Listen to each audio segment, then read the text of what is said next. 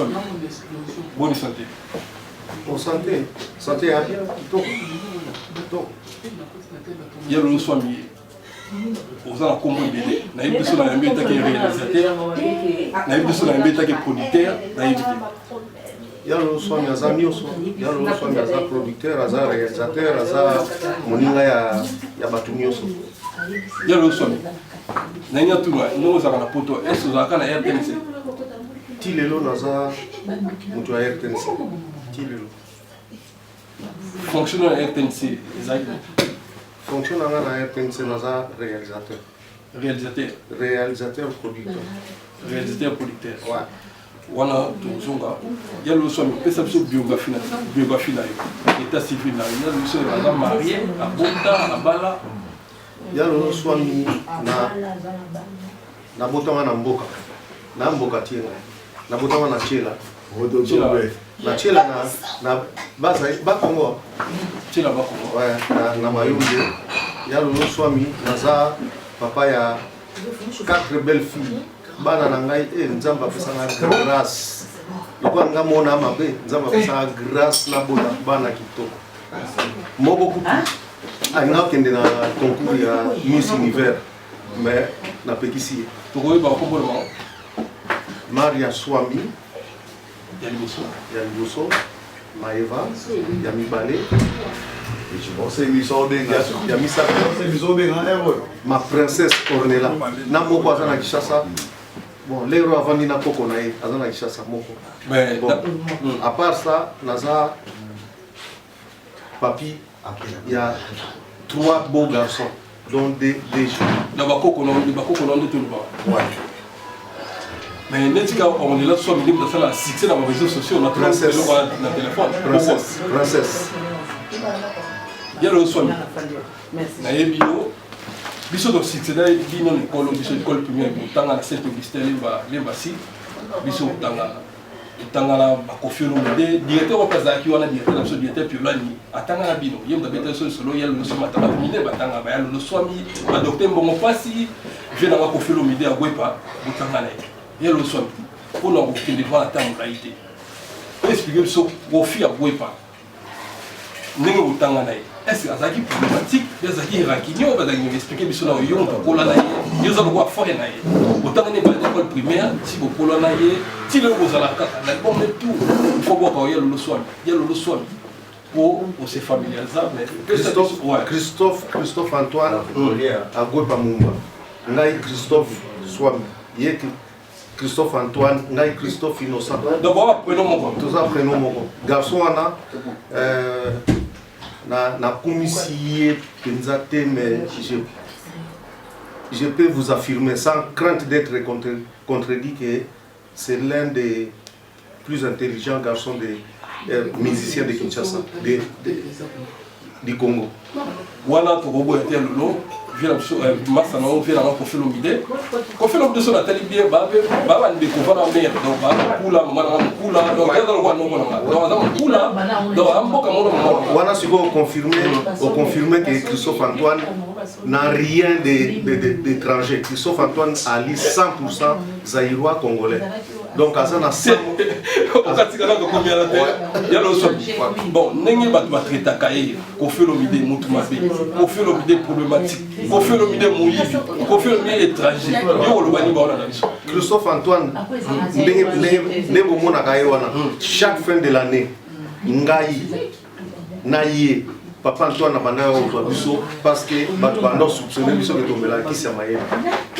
Un garçon très intelligent. Donc, on a pendant pendant 2e année primaire, petit deuxième.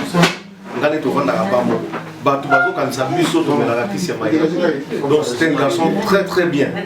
Évidemment, Azamutu. Azan n'a pas de défaut. Azamutu. Mais, tu exagéré en côté. Tu exagéré en côté. Un garçon très bien. On a peut-être son arrêt. Christophe, tu sois na tosali un mois tu commandes la tête tu le banagaté mais après si tu bongi c'est voilà il y a le sol yo zami na ye mais comment la Kofi ko soit la ferré azalo le Kofi ko bota ferré Kofi a ko bota na vrai dit Kofi ko bota ferré mais kokitsatina ni Kofi à cause même premier ministre moko na intelligence soit à cause à la capacité nyonso à cause même président de la République parce que Kofi a une mission à Tanga c'est Kofi Olomide mon vieux mais si on kobi kitsatina na niveau ko soit na ba faire batu nyonso pourquoi d'abord faire c'est un frère à moi frère ngana na benga gae pangiam donc aza ande konangai na solo na frère na téléphone na solo na ye na bino batika makambo wana ngana solo na Kofi na dernièrement la première na bis d'un petit tout tika makambo wana donc conseil ngana on peut ça mon frère Atikango c'est tout conseil pe na ça jeune frère na biso frère ça ma compagnie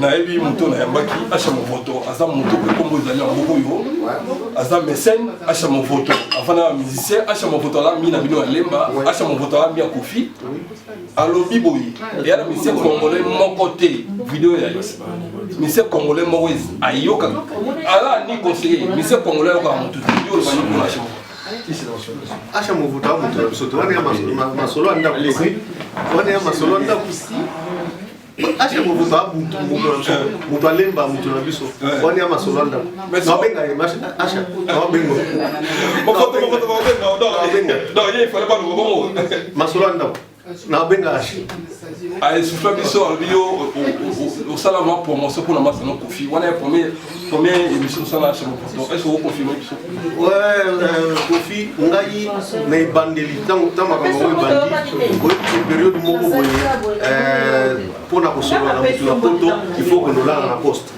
ngai nazali ko ndola na poste nga Kofi a pris une chance wana na travailler avec tous les musiciens congolais na ça privilège wana travailler pendant na kwa moti na musicien c'est oyo nga na travailler pour na yé na yé pour na Kofi azaki j'ai travaillé avec tout le monde grâce à Kofi donc des privilèges na remercier à Kofi le makamyo ça ça pour donc d'après la salle pour na yé et na cadre ya Kindeko. Non, aux autres qui font la question bien, ça va bien, il y a parce que vous avez des familles. Nga na kwa osala 2 jours te na pour profiter, ça impose, ça qui est impossible. Il y a qui est impossible. Wala bidon na toi, bango na afina bango kaonge. Donc yo uta toi, ukati mo bien na kukusi moni ngai Kofi sampengo. Soto zepa na biso. Maman a besoin de nguba na bita ngana Kofi na sampengo to côté tanguba ya maman a besoin abandonner en tout cas 3 sacs par semaine pour azaki na bande bibele bazote tele donc ngai Kofi sampengo ali vivant a ko témoigner donc sampengo mai pe masana tokola na sampengo ngai Kofi sampengo modogo samba donc Kofi batwalo baka azamu tumabe mais faire la masani ba 45 ans ngana samba donc ngana samba ba modogo ngana ye toko iko so na lelo une semaine après to bungisi comme tout être humain azana makamuna mais azana bateau yo que so Kofi ngana la so Kofi a komi na niveau moko boye na loba soute pour na ebite ya l'homme dans le bas ya so a komi na niveau moko boye esili na bino to suki wana loba soute pour na risquer na vexer tout ça yepe ayeba ndenge ngana ali ba souvenir makasi nyo za kana Kofi souvenir eza ebele tangata mibali po na biso po bandi no talon ya lo talon la mito oyebi mokolo olinganaki na Anibo ayebi bon c'est le cas tu développement te ya biso mokolo olinganaki na Alofo oyebi biso na ndio yalo sobi ne la yebi faire la chose ça yo la carte zaiko masolo Kofi aussi sur d'autres zones pour ton attendre les fait la Josar Tika quand même vieux Bombas relation nous avons aussi dans vie Josar na autour tout à l'heure, on a chance de travailler dans ma musicien. Encore une fois, quelqu'un qui a commencé à moi, Congo, c'est encore Josar Balon. On a la famille à musicien. Tant que Zaïko est bandit, Ngaï, grand frère de la maison, la pauvre maison. La groupe na bango bakaninda la bamba tozala ki bateau tozo kendena imoko boyebi imoko boy c'est vrai ko de bala ki baola na biso boyebi imoko toi social moi tant que ici boyebi imoko te bala ki baola na biso ah bon imoko ngo yali o bobenga quartier d'Iverme yaki siège ya Stukas bon na tango wana tango Zaïko e bandi ezaki orchestre oyo Zaïko na obanga ezaki Stukas ah toi na lolo so mais obeta so solo kati leki na ngata ilo samba na lio mobala na mi papa na Alex action zakoto merci moi merci ya bosko mboko so dadi lo tange fe katu bokila lokondo na bosani ote Serge Kaniki plaisir à Thomas Sanangazala Fernando Finda Congo de Totila les grands boss en Angola Nicole Tukadi Papi Gen Mireille Gen en tout cas plaisir à toi ya lolo somi to sukaki ne lo Zaïko et singa Zaïko tunenga mboka moko wana donc na obi Imo Congo, c'est-à-dire Imo Congo et ali quartier du 20 mai où ezalaki esika orchestre Stukas ya Lita Bembo et Botamaki. Tangona Stukas eza ya makasi likolo. Alors siko tango Zaïko et Salami wana biso na Rankin quartier Rankin. Obi quartier Rankin. Quartier Rankin obi pété. Bana Kimba. Rankin Matongeti. Oh bobenga Matongeti. Alito aussi. Ouais, biso bana kintu. Tango wana ya ki Rankin. Tozo côté la bana Imo Congo to longola ba fiche ya Stukas to tiaka ya Zaïko. Na kati mo mge wana utaka lemba ukende ba côté. Non, tango ngai naza lemba na Matongeti. Lemba na Matongeti. Tango na biso ba fanatique ya Juventus. Obi Juventus ya Kishasa.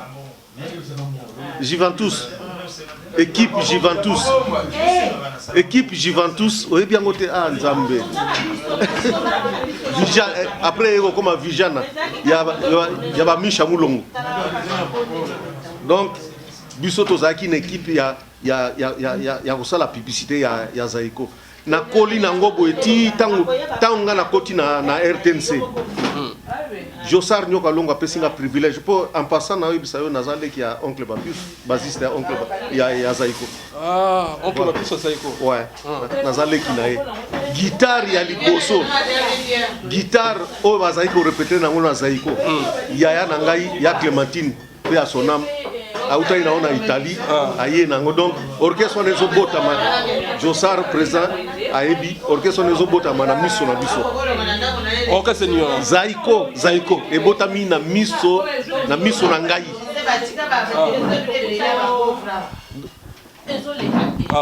siko eloko mo na retena tango bani ba restructurer Zaïko basali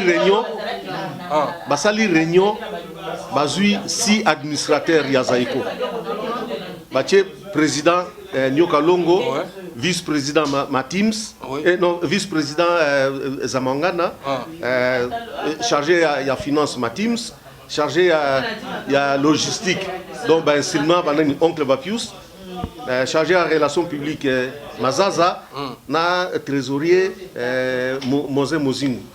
Siko donc président il y a conseil d'administration ezalaki Nyoka Longo. Précisément l'année ni na rappeler vers les années 70 là. 70.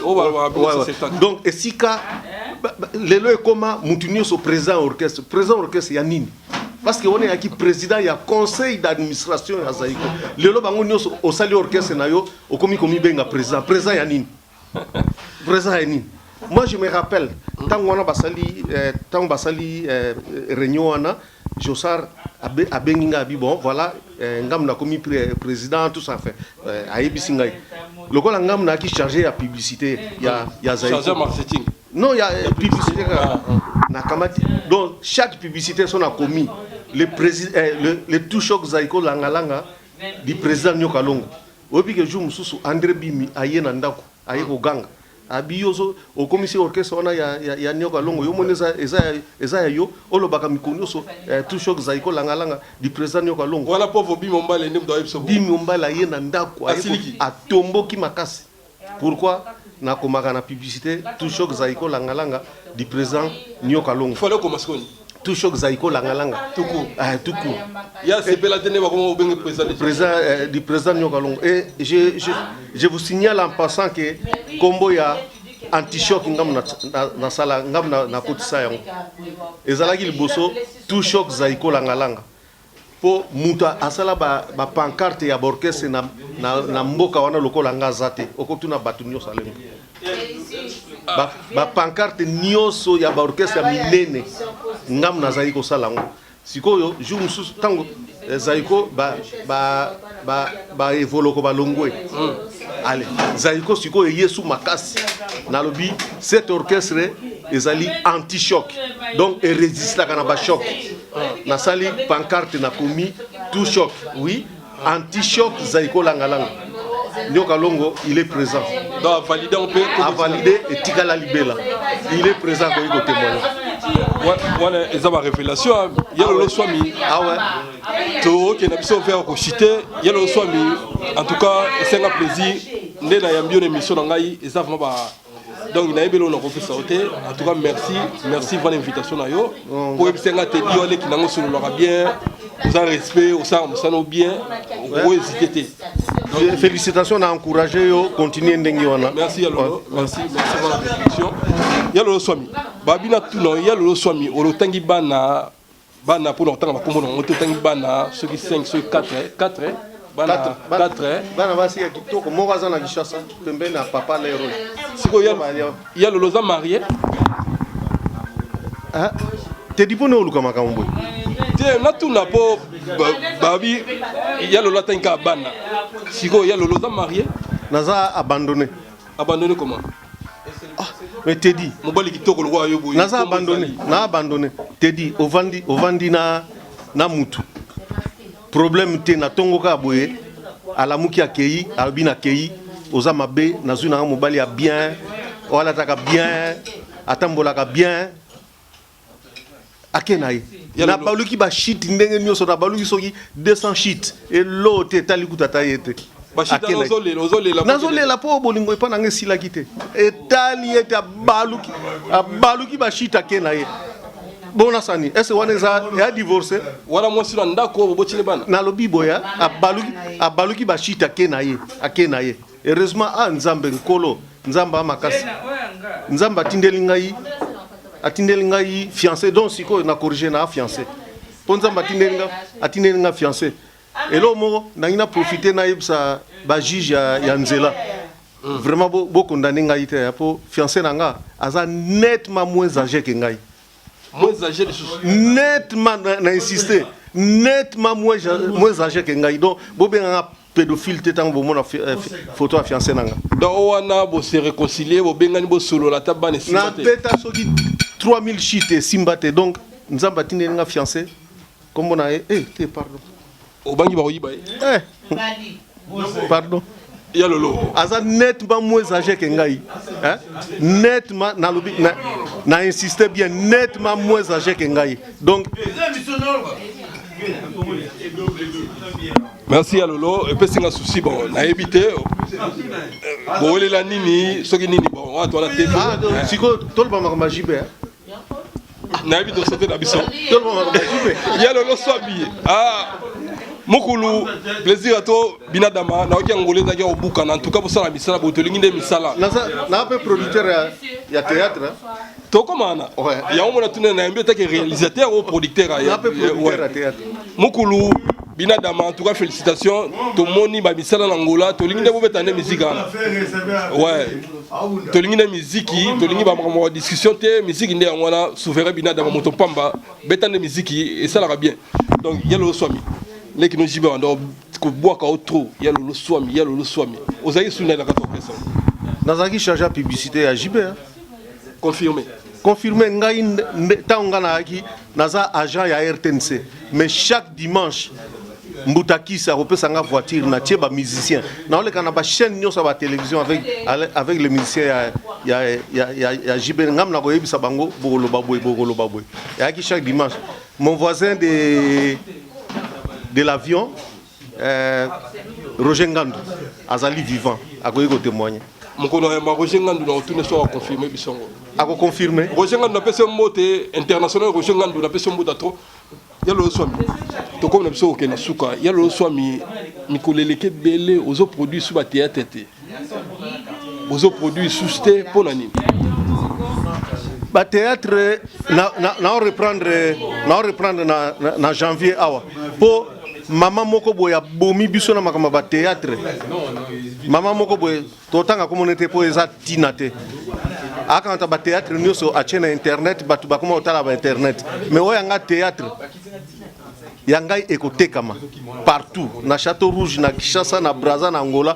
ekotekama yangai ekota na internet te yangai ya groupe Sanote te na sala na nu pièce etulate nzambe na mabe me nzamba pesa nga chance ya kosala biloko ya bien na botaka bana bien yalo swami siko nde batie eloko wana théâtre yango esala bino nini bo diminuer production na bino ya théâtre nde batia ba oui internet ba ngai etali ngai te nga na ba théâtre na bimisango ekotekama bosiko ba acteur ba actrice ba do vivre ndenge ni bino bo produit sur bango pe ba encourager ki mama wana tika ba subir bango to encourager ki tika ba subir donc maman no bo tanga komona na tanga komona point na ebi ekutute yalo swami to comme na sona suka tangela nga ba masa no tanga o vanda na mona lemba après to yana matongi o ina banana na Antoine na ebe yi awa Yami Balé Sampengo le Ebende garçon moko Ebende Sambalei Modogo aza camarade to no on se fréquenté mingi penzate mais aza camarade basa ebele hein ba ebele na lemba na ouais ba ebele yo na fait igo tanzambi personnam na bozaki ye leki no leki igo leki nde basalele mo na lemba na oza d'accord pourquoi pas mboka o ya biso vraiment ata lelo mboka ya biso jamais on reconnaît les vivants donc somme d'akufi nde basalele ko wana tala neti lelo ngana ali boye mutu mota zo ya o ya lolo mboka wana vraiment mawa trop to sali trop na RTNC wana na koloba makambo ndambo ya RTNC moi 10 minutes 5 minutes ouais déjà mami lela na pesi mbote mingi siko zali ouais biso to aki 8 le Césaire de la voix d'Isaïe baye baki biso ata RTNC basali grève il suffit ka PDG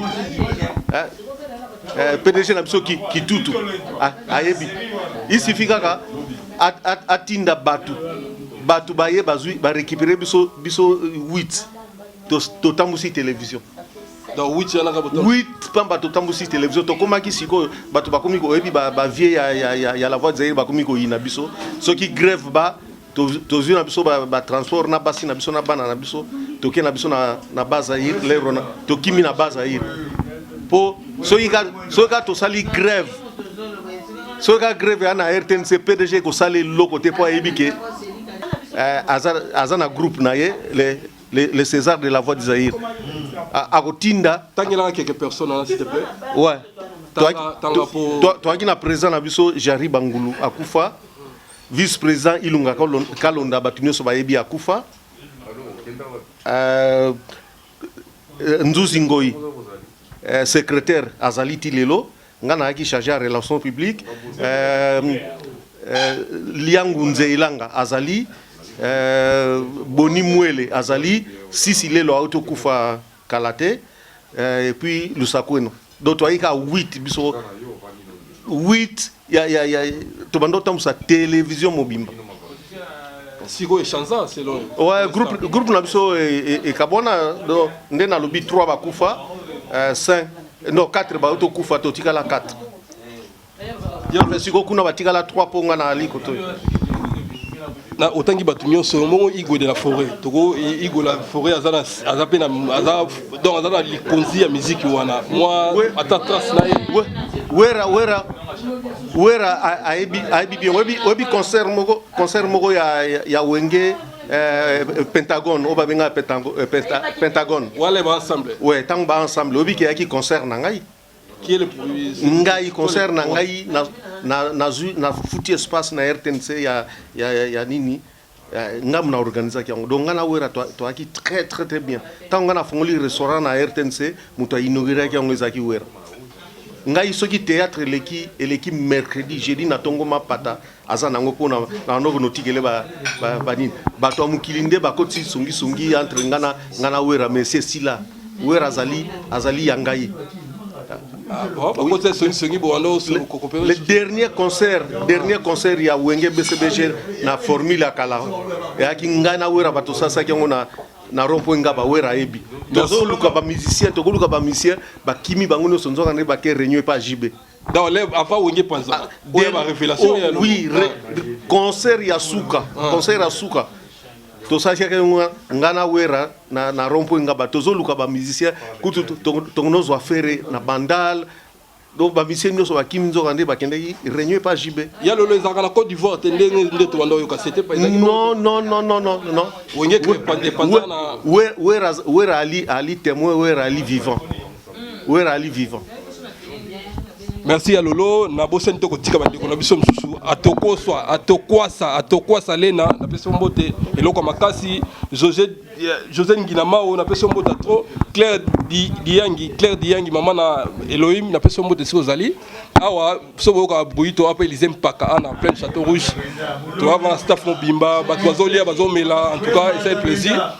Yango to sa émission na biso ba biso pe kitoko soki boye na Château Rouge awa bokolia komela donc sans faute ya lolo to kono so cité na ebite loni na tuniote bien au koke oloba ben na sepeli mingi na encourager yo merci elo mona ngina pesa mbote na baninga nyoso ya IGCD oyebi IGCD Union des journalistes congolais de la diaspora nasengi yope yo okota donc pesi invitation na okota ouais ya okota na IGCD na pesi baninga nyoso mbote président na biso Popolo Mukelenge mama vice et Laura Tendance toza na tona ba mama belé Maeta Kajaz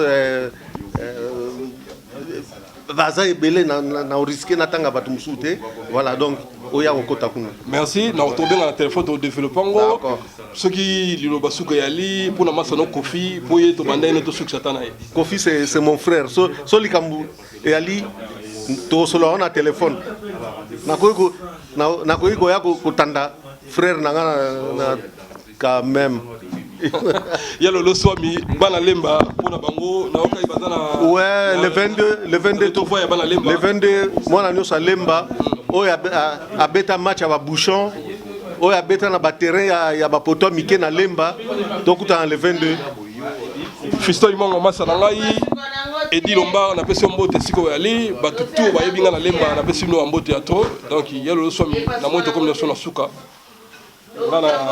na remercie Ovma, na remercie en tout cas continuer à bongo mba simato ça sur émission skito.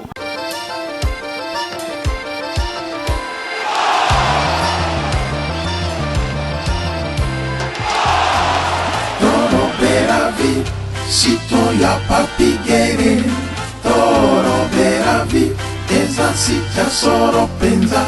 Toro Beravi, sito ya papigere. Exotique biso na biso chez Vieux Sims nyonso ezali soki boye na bana na ba papa na ba mama na koko do a to sepela solution nyonso awa ezali nyonso ezali donc ça veut dire que ezali nyonso eza pas Vieux Sims toko gaz na gaz live non oui là non dans la carte ville à Lyon chez biso na biso avec papi gain to le bébé donc papi gain na autre Paris pour ça ma sur la ville à Lyon toi na exotique à ville à Lyon il y a bébé dans gaz na la quoi ici comme donc c'est que on va bien gaz à présence à d'abord on a des membres donc il y a au moment pas bien dans le gaz na gaz à l'air na cada terrain quoi na et tout qui a vie na biso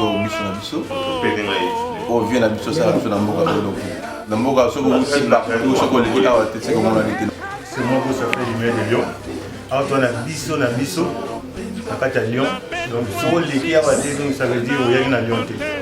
Ben, again, Blaise Fashion, le mot évident à la fin, biso yango nde makambo nayaka tout le temps tolaka po eloko oyo oyebi yango ndenge ekendaka moko mobimba ya Lyon bayebi biso oyo na biso mpe bakoyambo kitoko makambo tu kitoko biloko toala yango besoin biloko na biso oyo yaki nauta ekini biloko yango kaka yango nazolia yango. Com tanto prazer, tanto orgulho, mais uma vez Gianni Dindel, representante de Lyon. Estamos aqui a compartilhar aqui o efeito factiático dos factos em si, num espaço tão delicioso, Biso na Biso, que está a poder estar comparecer. Biso na Biso, ngai awa, oyo kindenge bande connaître balobi, Biso na Biso, awa polémique ezalaka te, awa pe ya bato ndenge ya bien. Donc biloko nyonso ya mboka ezali ngamona utaki na ba marchandise donc awa biloko ezangaka te. Année prochaine 10 ans na biso en tout cas nzambe aza malamu mais secret na biso ezali koyeba musala kozala sérieux na musala korespecte bandeko koyeba kosola bien wana ezali secret ya biso na biso. Ngai wana mingi oloba te nazali kozela bino oya musidomema musala liboso nzambe asunga bino.